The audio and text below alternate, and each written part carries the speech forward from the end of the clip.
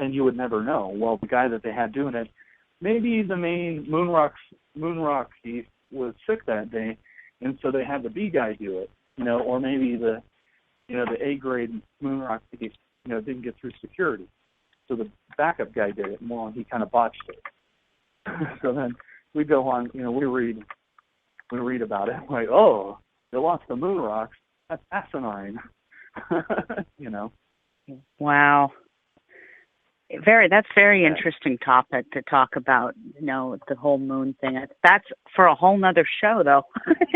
We could do numerous shows here on all these different topics. It all comes back to it. Yeah, it's very true. Because what you've got is this whole functioning system. And no doubt the people that were involved in it were patriots. They loved their country. They loved humanity. They were doing it and are doing it, for our protection or for our benefit. And they believe in what they're doing, and there's not anything inherently negative about it. No. Necessarily, right, from their point of view.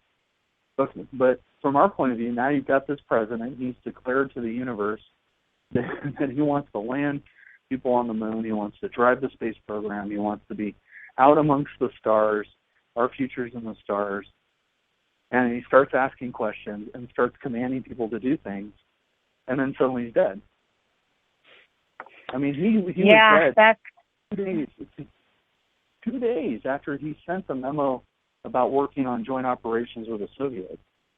2 days later, he's dead.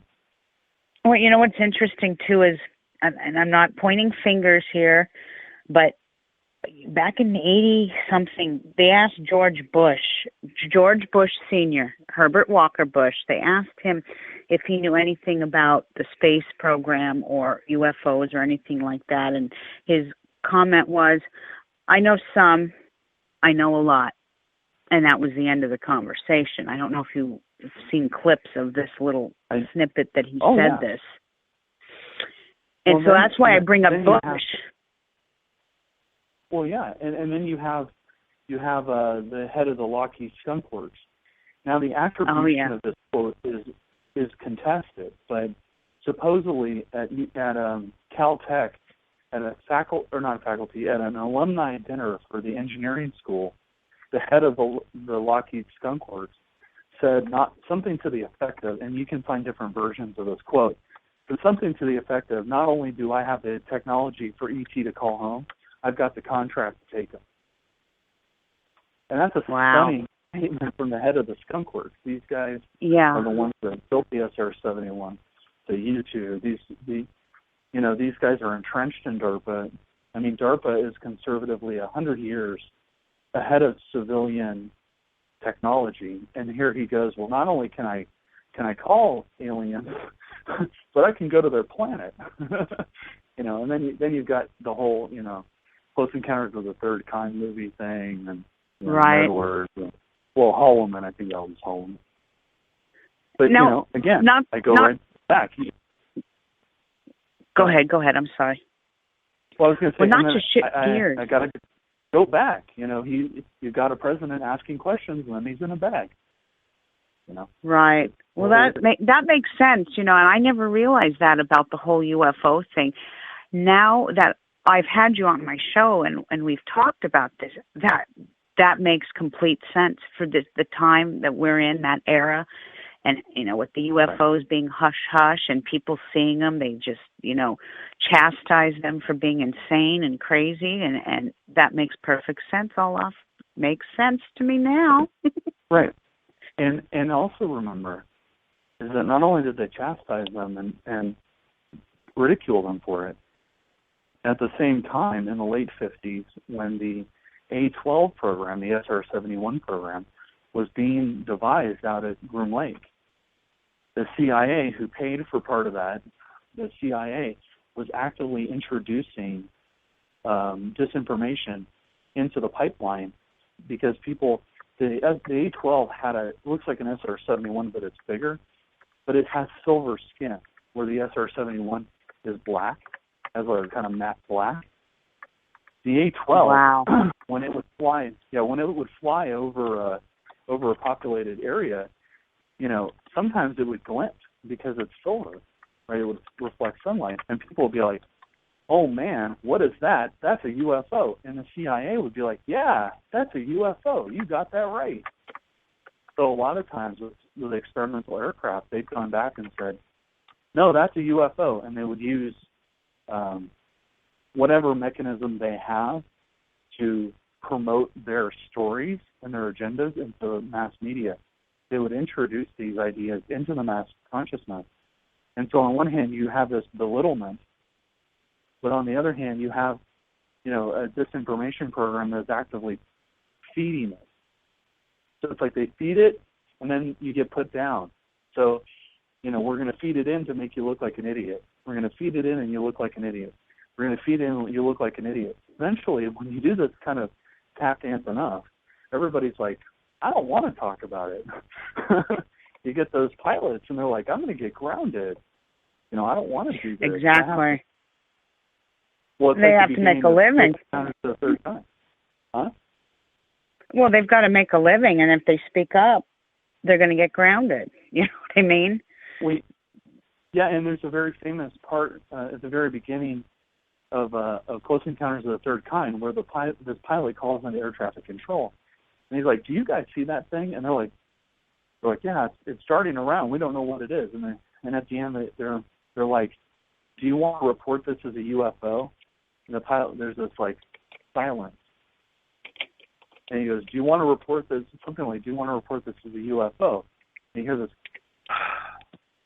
He goes, No, we don't want to report anything. Nothing happened. See you later." Nothing to see Tap here. dance. Nothing to see here. Tap dance. It's all connected. Yes, it is. Now, I have to ask you this quick question because we have about 7 minutes left in the broadcast. JFK Jr., was his death, did this have anything to do with his father's legacy? And the reason I ask this is because of the publication that he had called George. Was he secretly putting that right in George Bush Sr.'s face, saying, I know you killed my dad? That's what I've been reading, certain articles. There's a lot of legend and myth about JFK Jr. About why he died. Some people claim that his father, even in death, had received the answer to the questions in the burn room, and that for some reason that JFK Jr. Was in possession of that information, and that he was going to release it and force a disclosure of it, and so he was killed because of that. I had not read the George part of it. That's something that I have to check out. Let me ask you another question. Several years ago, I used to work on an AM radio station, and there was a gentleman who I did an astrology show, and he did a conspiracy theory UFO show, and he presented me with a video, and I can't remember the name of the person who created it, and it was a conspiracy theory video talking about JFK Jr. and when his plane had gone down, the plane logs stated that it was him, his girlfriend, and another guy was on the plane, like a flight trainer or something. One of the guys who taught him how to fly the plane. When they brought that plane up and pulled it out of the water, out of the Atlantic, one of the seats in the plane was missing. Have you heard this theory before? And right now it's just a theory. Yeah, I had, and I had heard that when he filled the plane up, because you have to, when you fly a plane, right, you have to fill it up with fuel based on the distance and the number of people, and that he had actually put enough fuel in the tank for 3 people. Okay. It's heavier. Very makes sense. Yeah, that's people. There's been so many conspiracies about that too. Like he was going to run for president, and they had to eliminate him so that another Bush could get in, which was Bush Jr. And I've heard it all, Olaf. I've heard it all. Oh, there's a lot. There's a lot. The thing I always tell people, because people, they find out I'm a conspiracy nut, and the first thing that everybody says is, oh, you know, what do you think about UFOs? And the second thing is like, tell me your favorite conspiracy. And it's like, well, the problem is that if I tell you, I'll tell you what I think about UFOs. That's easy. But if I tell you my favorite conspiracy, it's so multi-layered. We're going to be here all night, you know, because it's like the JFK thing, the main JFK thing, right? You're dealing with multiple layers of conspiracy. You know, each person thinks they're in a different conspiracy. You know, true. Maybe you've got a bunch of CIA guys who are, I mean, if you believe the E. Howard Hunt deathbed confession, maybe you've got a bunch of CIA guys that are out to get him because of the Bay of Pigs and Venezuela and some of the stuff they did in Central and South America, and they're disaffected, they're upset, and they want a regime change. And LBJ is sitting on top of that, saying, okay, well, I want to be president, and I know these guys are angry, so I'm going to get them to do my dirty work. Right? Well, there you already have two levels of conspiracy. These guys are doing it because they're pissed off about the Bay of Pigs. LBJ is doing it because he wants to be president. So he's functioning on a different conspiracy level as the guys that he's sending out. And again, that's if you buy the E. Howard Hunt thing. But, you know, he's sending these guys out to do his dirty work, and they believe that their conspiracy is different.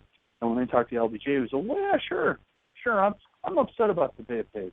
He didn't care. The other thing there's another interesting photo, though. There's a set of photos, and I actually put it up on the Paranoia Facebook once, and I did a caption contest. I try to do caption contests every once in a while, and there was a picture of Jackie Kennedy standing next to LBJ as he was sworn in as president on Air Force Two, right?